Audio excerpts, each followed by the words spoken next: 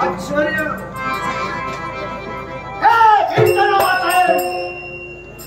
हे शब्द कुणाचे असतील? कोण या शौर्याला हात देण्यासाठी तयार होतोय? पाहायला हवं.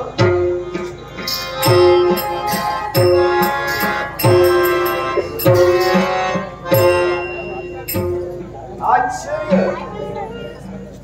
एकाएकी हात देणारे व्यक्ती तुम्हीच का? कोण आपण?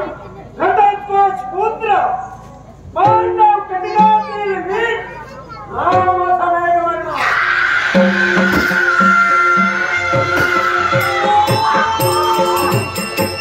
अरे वेगवान, इथं येण्याचं कारण कळेल का?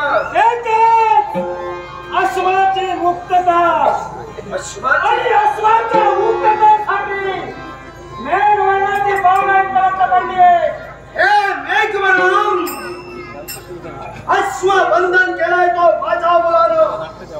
मग सांग, माझ्या पुत्रानं काय चुकलं होतं म्हणून त्याचा सेवक तुम्ही करण्यासाठी तयार झाला? ज्याती त्यानं अश्वबंधन केलं त्याती स्वतःचा अश्व मिळविण्यासाठी आम्ही भीषणाचा सेवक केला. पण तुला एकच सांगतो, ज्यानं अश्वबंधन केलं त्याचा शेवट झाला. अश्वाची मुक्तता आम्ही करू शकतो. कदाचित तुमच्या पांडवाचा अश्व असेल, पण बंधन माझ्या पुत्रानं केलंय. तुम्ही पुत्राचा सेवक करून मोकार फिराल, अश्व मुकांना घेऊन जाल. ही तुमची भ्रामक कल्पना आहे. अश्व माझा स्वाधी नाही, माझ्याशी द्वंद्व केल्याशिवाय ही अश्व सहजासहजी तुम्हाला देऊ शकतो. अश्वाच्या मागे तुम्ही लागू नका. पुत्र सेवक झालेला नाही.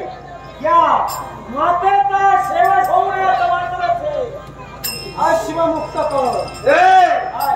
अश्वाच्या मस्तकावर असणारी कनकपत्रिका, तिच्यावर असणारा भावार्थ तू खोडू शकतोस का? खोडावा. का खोडावा म्हणजे? ते नमूद केलं ते खोडण्यासाठी नाही, मग त्यात प्रत्येक गोष्टीचा उल्लेख केलेला आहे. पहिली गोष्ट कोणती? तुम्ही तो अश्वबंधन करण्या योग्यतेच नाही. कसे काय? कारण तुमच्या जवळ धन नाही. होय. मग तुम्ही अश्वबंधन का केला? पण मला सांग रे, काय? जरा पत्रिकेचा भावार्थ तुला कळतो? नाही तर कसं आहे, त्यांनी आज्ञा करावी, दुसऱ्यानं लिहावं आणि तुम्ही आज्ञेचं पालन करावं. प्रत्येक गोष्टी आवाज खाली खोटाची घडी केला तेव्हा मी माझी मर्यादा सोडलेली नाही. गोष्टीला नियोजन असतं. सांग मला नियोजन आम्ही करूनच पत्रिका रेखाटन केली. मग सांग त्यावर भावार्थ सांग. करू नको. तुला जमत असेल तर अश्व सो, नपेक्षा मरायला तयार हो. अरे मरण्यासाठी ही शौर्य कधीही तुझ्या जवळ येऊ शकत नाही. मी तुला काय विचारलं, त्या पत्रिकेचा भावार्थ तुला माहित आहे का? आता अश्व जहाती सोडला, तू सोडलास की तुझ्या ज्येष्ठांनी सोडला? अश्वबंधन तुमचा कुणी तू केलास की पुत्रानं केला? पुत्रानं केला. घडलेली केला पुत्राचा शेवट झाला. तुझा काय अधिकार? एकच, काय?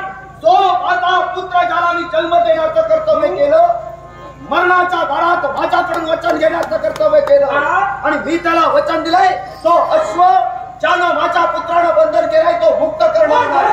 तू जर का तुझ्या पुत्राला शब्द दिला, होय, तू तुझ्या पुत्राला जर का वचन दिलं, तर आम्ही सुद्धा आमच्या बापाला शब्द दिलाय, आम्ही सुद्धा आमच्या पूर्वजांना शब्द दिलाय, आम्ही सुद्धा आमच्या काकांना किंवा शब्द दिलाय. त्या शब्दाला पालन करणं हे माझं चुकीचं आहे. जर का शब्दाला जागत असशील तर मी विचारलेलं तू का सांगत नाही? कारण तू म्हणालास तुमच्या जवळ धन नाही, मग अश्वबंधन करण्याचा अधिकार तुम्हाला पटत नाही. मग त्या पत्रिकेत नमूद आहे, जो कुणी वीर असेल तो फलाग्र असेल, ज्याचा शौर्य शक्ती सामर्थ्य असेल त्यानं अश्वबंधन करावं. मग माझ्या मुलाच्या जवळ धन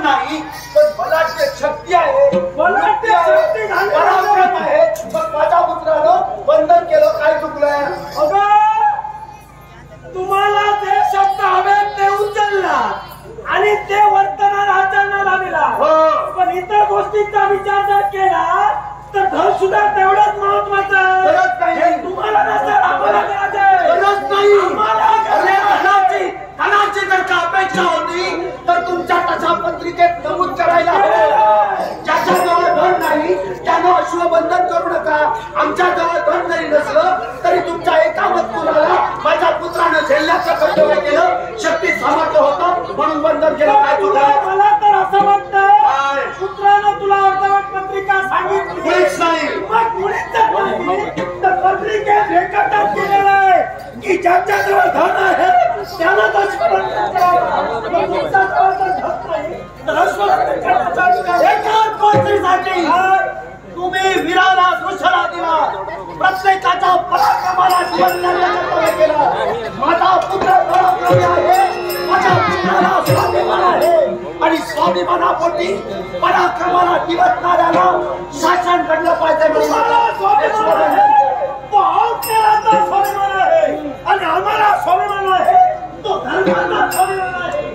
आणि मला धर्म करण्यासाठी एक वेळ मेलो तर गेलो, तुला मानल्याशिवाय नाही. मग सरकार मरणाचे डोळे ठेवल्यातील तुझ्या पुत्रानं धर्म उद्भवलं नसेल तर तुझा डाव आणून पाडल्याशिवाय ही शेवटी राहणार नाही. सावध राहा.